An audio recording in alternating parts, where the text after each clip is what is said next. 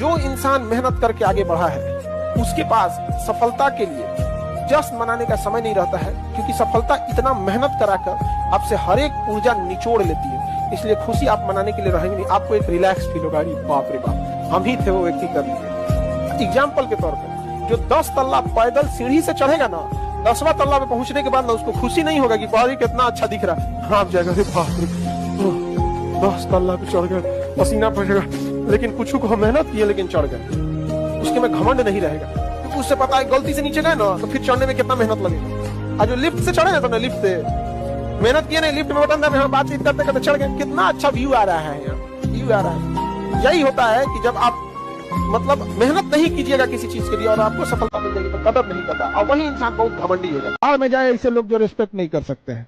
समझ में आ गया कि नहीं? आत्मसम्मान अगर बेच कर जीना पड़े तो ठुकरा देना इसी जिंदगी को, मौत को।